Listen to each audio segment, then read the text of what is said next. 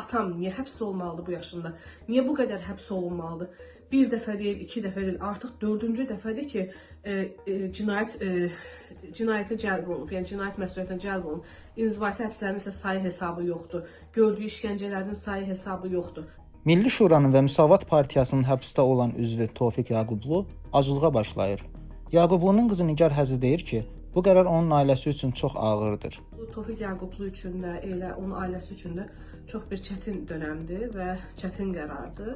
Ancaq ölkədə heç bir haqq, hüquq, ədalət olmadığına görə, heç bir məhkəmə sistemi, ədalətli məhkəmə sistemi işləmədiyinə görə Tofiq Yaqublu təəssüf ki, öz haqsız həbsinə etiraz olaraq bu yolu seçir. Yəni özünün suçsuz olduğunu bu qədər məhkəmə, bir ildən çox önəmdə məhkəmə prosesi davam elədi, amma bu qədər müddətdə, bu qədər faktlar, sübutlar, alibilər ortaya qoymasına baxmayaraq, məhkəmə heç bir fakta, dəlilə, sübuta istinad etmədi. Sanki onların hamısını görməzdən gəldi və əsassız olaraq Tofiq Yaquba 9 il azadlıqdan məhrum etmə cəzası verdi.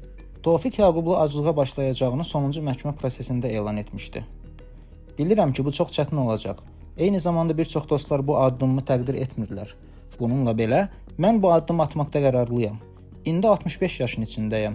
İlham Əliyevin planına görə mən həbsxanadan 74 yaşında çıxmalıyam. Ancaq mənim bu qədər yaşayacağıma heç bir zəmanət yoxdur. Xüsusilə də həbsxana şəraitində, o demişdi. Nigar Həzi deyir ki, atasının səhhətindən narahat olsalar da onun qərarını dəstəkləyirlər. Biz ona deyə bilmərik ki, bu acılıq aksiyasını etmə. Çünki qanunsuz olaraq həbs olunan Tofiq Yaqubludur. Uzun müddətli həbsə göndərilən yenə Tofiq Yaqubludur. Vəziyyət çox kritik bir məqama gəlib.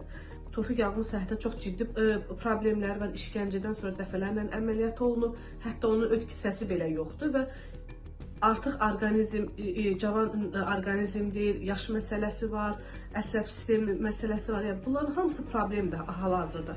Və belə bir şəraitdə Tofiq Yaqublunun acılıq aksiyası etməsi həqiqətən onun həyatı üçün çox böyük riskdir.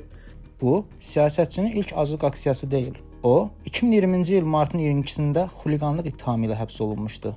Həmin ilin sentyabrında Nizami rayon məhkəməsi onu 4 il 3 ay azadlıqdan məhrum etmişdi. Hökmdən dərhal sonra sentyabrın 2-sində Yaqublu məhkəmə ədalətsizliyinə etiraz olaraq acılığa başlayıb və onu 17 gün davam etdirib. Sonradan vəziyyəti pisləşdiyinə görə İstintaq Təcridxanasından klinikaya köçürülən Yaqublu sentyabrın 18-də Bakı Apellyasiya Məhkəməsinin qərarı ilə ev dustaqlığına buraxılıb. 2021-ci ildə Bakı Apellyasiya Məhkəməsi 4 il 3 aylıq həbs hökmünü şərti cəza ilə əvəzləyib. Azərbaycan hakimiyyətini sərt tənqid etməsi ilə seçilən Yaqublu 2023-cü il dekabrın 14-də dələduzluq ittihamı ilə həbs edilib. İttihama görə Elşan Hüseynov adlı şəxsin Almaniyaya gedib orada vətəndaşlıq alması üçün Elnur Məmmədov vasitəsilə Tofiq Yaqubluya 25.000 avro və 10.000 manat pul verilib. Yaqublu isə ittihamın saxta olduğunu və heç kimdən 1 manat da pul almadığını bildirib. O, adı çəkilən şəxslərlə bu barədə söhbətinin olmadığını və onların təxribat məqsədi ilə bu işə cəlb edildiyini bildirib.